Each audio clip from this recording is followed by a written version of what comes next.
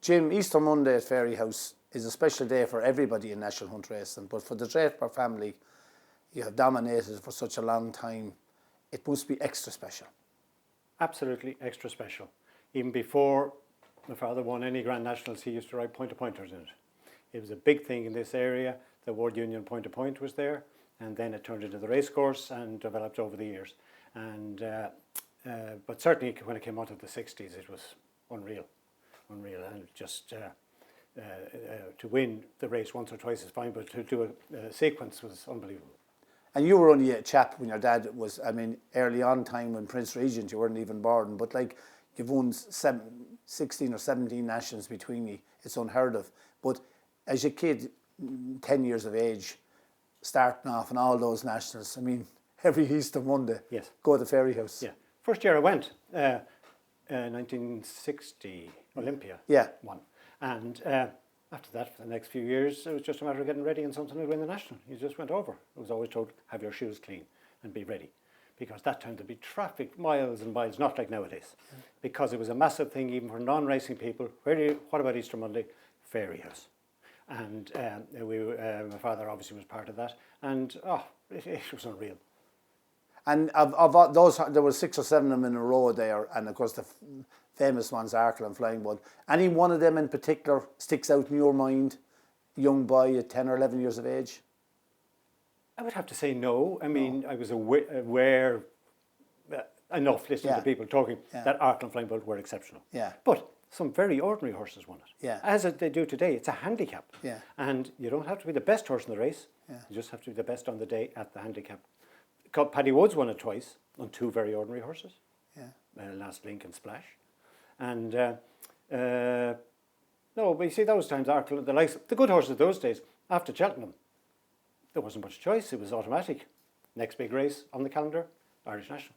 And do you remember Arkle now? You're 15 or 16 then. Do you remember him going to Fairy House for the national?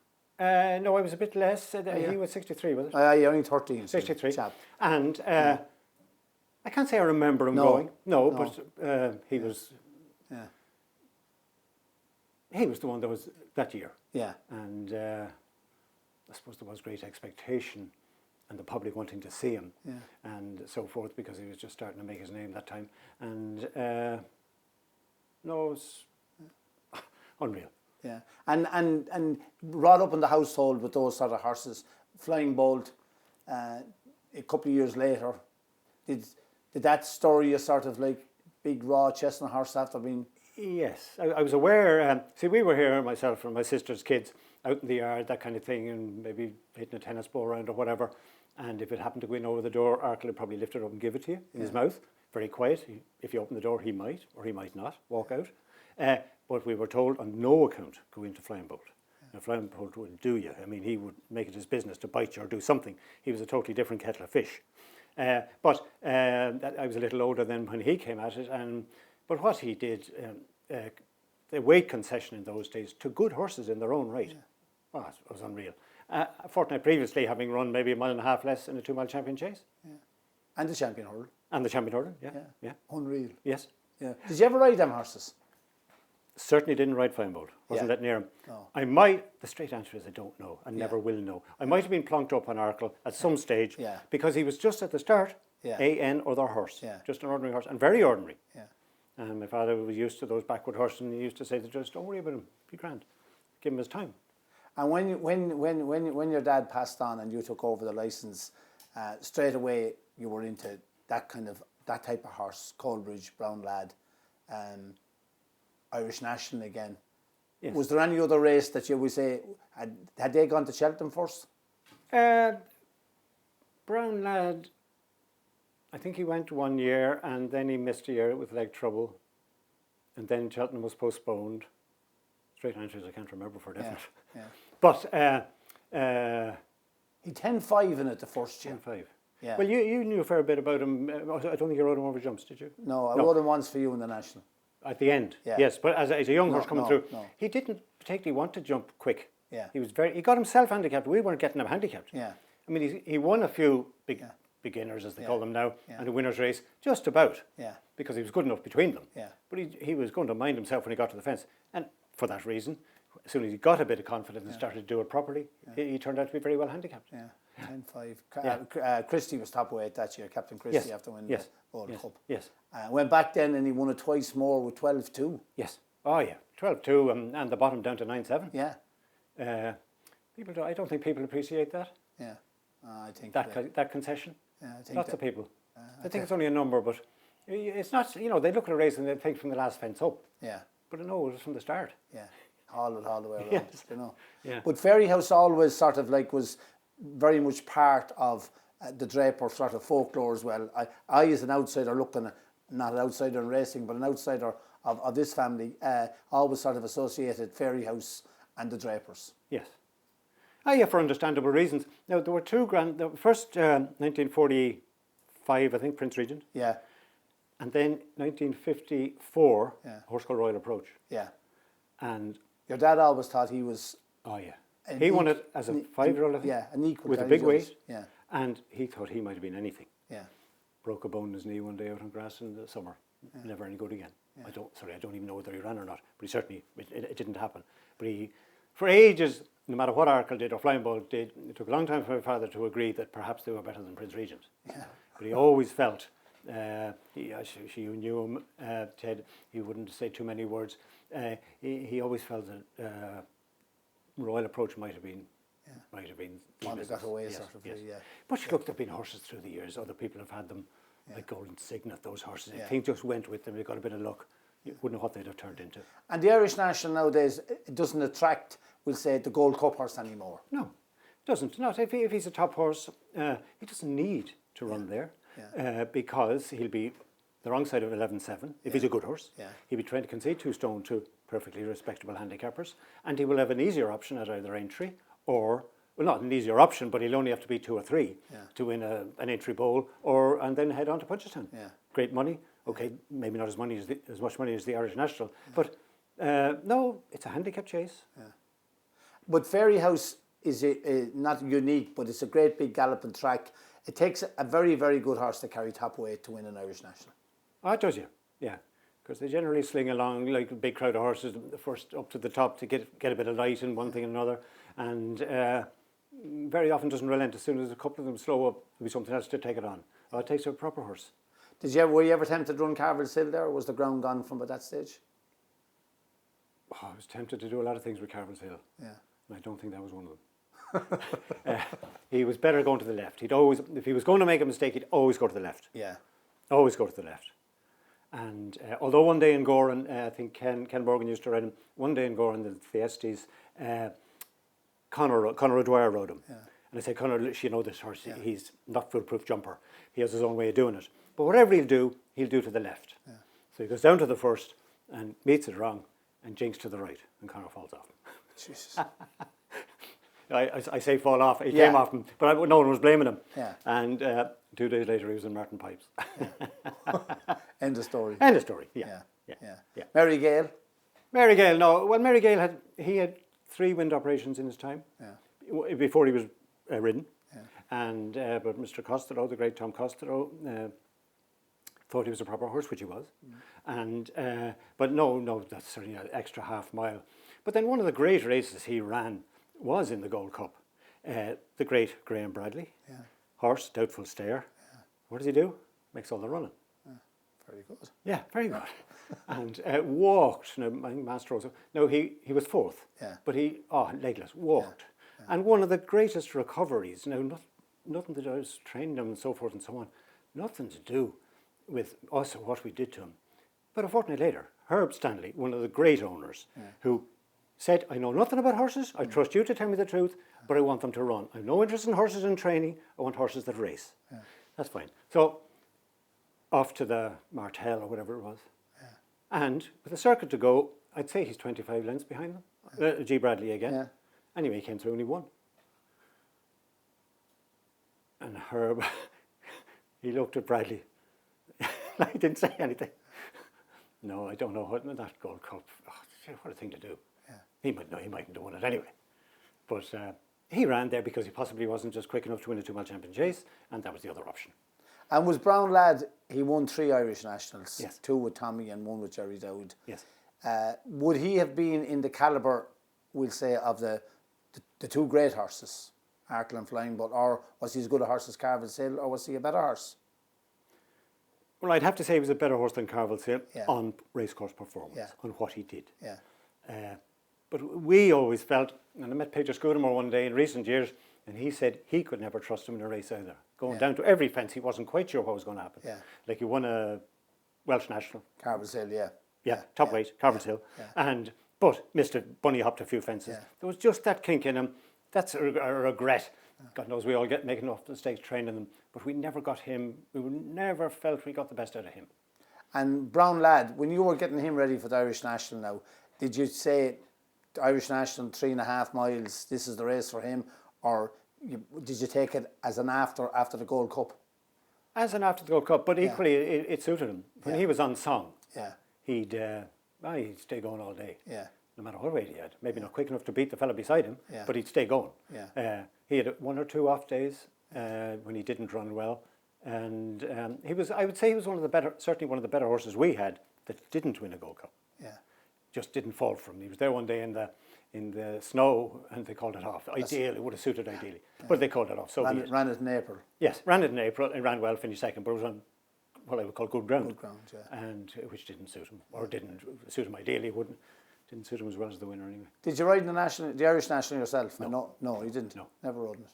No. Like, never attempted to run Black Secret? No. No. Don't know why. Yeah. That was 1971 or 72. We hadn't had a national winner in ages. That I don't know why. Yeah. Possibly because he was aiming for entry.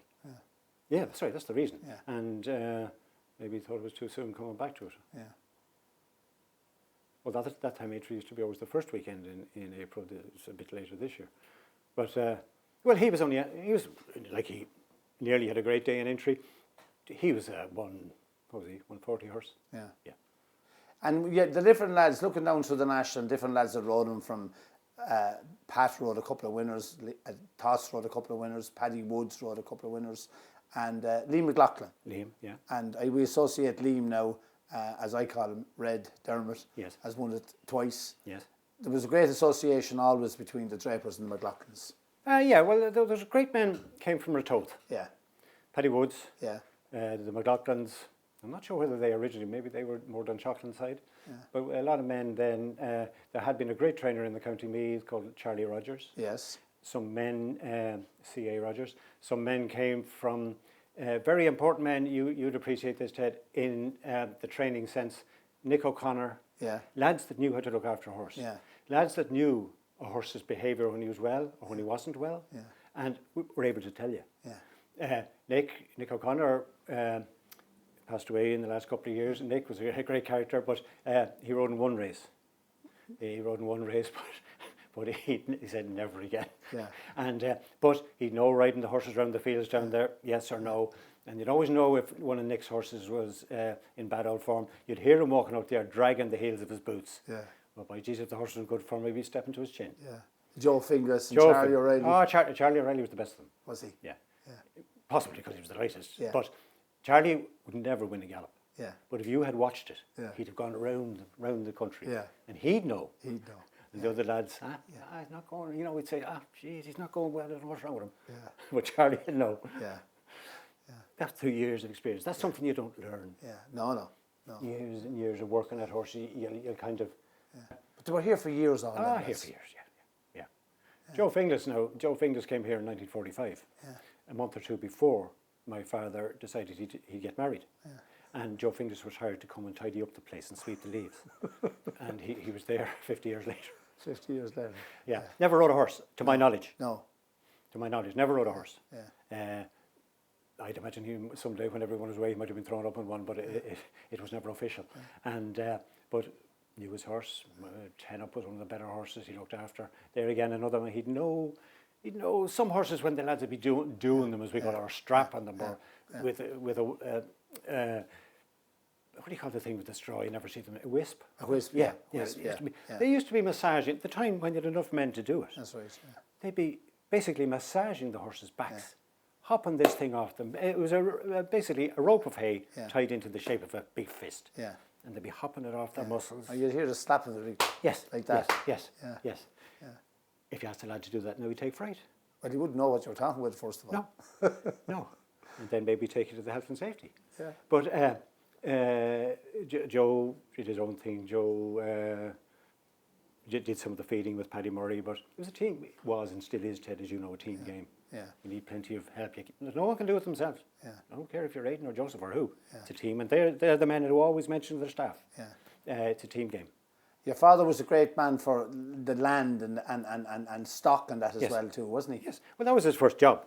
Yeah. Farmer, hunter, himself and his brother Richard Dick, who lived in the home place just up at Donamore, just up the road here where Claire O'Connell is now. They had a stand, as they used to call it, in the cattle market there in Dublin, near the zoo. Yeah. And he was always gone. The horses were worked on a Tuesday morning. Yeah. My father was always gone out of here about midnight on Tuesday, Wednesday, and the cattle market started at 2:00. Yeah. And in the dark, I don't know why. But and that's where he met a lot of his clients. Yeah. Like these would be all men with cattle to sell or buy or whatever. Yeah. But and then he had a hunter for one of them, and one thing led to another. Yeah. And did you ever, at any stage, say to yourself, "I want to do something else," or was it just naturally that you were going to take over from your dad? I would say literally that. I mean, I never thought twice about it. Yeah. Wasted a lot of my time and their money at school through not trying hard enough. Because I knew I didn't really need a good exam, a good leaving cert. And so I came home at 17. My father wasn't in the best of health. I came home a year early, perhaps, and from school and worked away. But you see, I was so lucky in my early career. There was a great team here. Yeah. Men that knew more about it than I did. Yeah. More about it than I still did. Yeah. They knew the way things worked. And you could trust them. Oh yeah. Yeah. Oh yeah. And all the horses that went through, and we not mind your dad's yard, but your own yard now, of which one would you pick out if someone says you could only have one back? Which one would you have back? Pure stubbornness. I'd like to get Carvill back and try and get it right. Yeah. Because I mean, horses get 5 or 6 years with us people trying to help them to be as good as they can be. Yeah. And sometimes we get it right, sometimes we get it wrong. Yeah. But there again, my father was a very down to earth, and he would have had no time for DVDs or videos. Yeah. Something went wrong. There was never a post-mortem on that day. Yeah. If one of the lads outside wrote it, or even Pat Taff, there'd never be a word said the next day. Yeah. And his theory was that in the heat of the moment, be it excitement or disappointment, and like a jockey might get off one that ran bad, geez, he's no good. Yeah. But something might transpire to explain why he ran bad. Yeah. So it was always the next day. And he simplified it. My father, pressmen used to be asking, how do you get all these good horses, or how do you do it? Yeah. And eventually he'd get tired of them and he'd say, look, horses win in spite of us, not because of us. But it was always a very loyal place now with your dad and you as well, with the lads that were in the yard, like Val O'Brien, Eddie Wright, Sean Barker, all them lads. They weren't household names as jockeys, but yet they rode all the Draper horses. They rode, but they were part of the team. Yeah. They were part of the team. Yeah. They were there every day, and it's a bit of a, like, God knows they never did get much, a great wage and still don't, people in racing. But in those days, if a chap had a chance to be a jockey, make an extra few quid, he was entitled to it. Yeah. Not quite so much as nowadays. You might be afraid if you didn't give them rights to go somewhere else. Yeah. Which is, a real problem nowadays, because the good up-and-coming young lad is entitled to a chance, and if he's not getting it, he will go somewhere else. But no, it tried to be a family thing, not always easy with some owners. Yeah. But in the theory, you better have the best man riding for you rather than against you. Yeah. But no, that was the theory. I never associated as a gambling yard. And I'm sure those fellas here had a few quid in a horse, but you would never have thought the Draper yard was a stroke yard, do you know what I mean? No, my recollection of it, there was never anything set up as such. Yeah. I mean, you might run, a good horse might run someday, a good ground horse might run someday in a bog, and he wasn't going to win. Yeah. But that was the race that was there that day. Yeah. One of the greatest disappointments of my father's life was near the end of his life now, a little horse called Coleridge, who was a half-brother of Arkle's, what was he, by Bulgan, and good horse in his own right, but not in Arkle. And we ran 3 one day in the national trial, I suppose it was called, at Punchestown. Yeah. Tommy Carvill rode him. Sean Barker rode a big horse called 12 Pins. Now, Colbridge rode him in top weight, or near enough. And 12 Pins, it was soft, it was heavy. That February time, Cheltenham was coming up. And the stewards decided that Colbridge wasn't ridden on his merits. He was... they asked Tommy, why did he not do more about it? And in those days, there was no videos like there is nowadays. No. Nowadays, a fella can hardly... I was going to say something else. Can hardly take a deep breath, and they'll see it. But in those days, anyway, sent on was the expression, the big expression, into. That would have been a huge thing now to send on a horse at Tom Draper's, like. Yes. Yes, it was my this was 2 or 3 years after my dad retired, after I got the license. And sent on to Merrion Square. I never thought you were in Merrion Square. I was in Merrion Square, and that annoyed him. Disappointed and annoyed him. There was one steward. There had been a crossing of paths at some stage. One of the stewards. I'm not racist now, but he was English, living in Ireland. And I always felt. Tommy Carberry said, who had he in as a witness? Oh, Paddy Kiley. Paddy, John's brother. I remember. There was the men, of course I was only a child at the time, and these were jockeys, and there was a few title gentlemen, end-title gentlemen maybe, to their opinions, and looking at anyway, Paddy Kiley went on a rant. He said, I was going, he didn't say, I was going terrible bad out, and Tommy was going worse, like this, but he was saying it that quick they could hardly understand, they were all looking over their half glasses and like this. It was like trying to listen to McWinters. You're not quite sure what he's telling you. And anyway, we were all hooshed out, and we went down the road to get something to eat, and came back, and they found us guilty. And that time, 1970, €1,000. Savage money. Savage money. Yes, I don't know what it'd be now. Oh, it could be. Sorry, £1,000 I'm talking. Yeah, pounds that pounds. time. It could be 20 grand now. Yes. No, they didn't suspend me or the horse. And who'd they fine £1,000? You? Yes. Jesus. Suspended Tommy. And just to prove they were right, he came along a few weeks later and won the Irish National. So they pat themselves on the back and say, we caught him at... Yes. So it does. But I know that because of all the years he was training, that never happened. You weren't named no too often. That was I remember it now. Just you said it, but I never would have thought. You know, you'd be the last man in the board. I would think. No, our neighbour, who was handicapper at the time, is Ted Kelly. Still alive, I think. Just about. From born and reared 100 yards down the road. He was handicapper at the time. My dad used to gallop horses up there on the land. Yes, absolutely. Absolutely. And he instigated an inquiry one day in Gorham on a little horse called Rolf. And saying that we weren't trying. And anyway, they absolved us, let us off. But he met me after. He said, "Look, don't do that again." And he was right. Well, you were at it, were you? The horse wasn't trying. Because he had ridden, some of those lads that never rode, that's quite as easy for them. Although with all the high-tech machinery they have now to see what a jockey's doing or not doing, it's so much easier to pick something up. And when we get back to Ferryhouse, would you go to Ferryhouse now, even if you didn't have a runner? I'm going on Easter Monday because I have an invitation to lunch in the director's box. Oh, very good. My neighbour Pat Byrne is the chairman. So would you go anyway if you weren't going? I'd probably go Easter Monday, but I wouldn't go any other day. I know. I tell you, because when you have your own outfit at home, there's always something for you to do. If you don't do it today, you still have to do it tomorrow. And but part of the blame falls on television. It's so you can see so much of it. Yeah, and it's explained, or theories. Could be you, could be any, could be Ruby, whoever. They'd say, "Oh, look, that happened in a race." This recordings, it happened to me about 3 weeks ago, a month ago. An owner of ours brought me over to see Liverpool play Real Madrid. Grant, big occasion, Anfield, Real Madrid. But things happened. He said, "Just what happened there? Wait till we see the recording." But at this stage, they kicked off. They were still playing. You know, you get so used to the recordings, explaining everything to you. Yeah, same with the rugby. Yeah. Yeah. Yeah.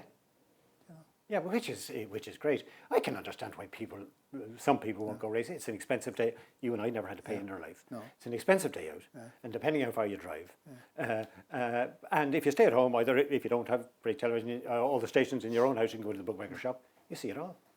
What do you think now? Someone that has conquered it all and done it all, from Gold Cups to Nationals, but and every step of the way, Willie Mullins.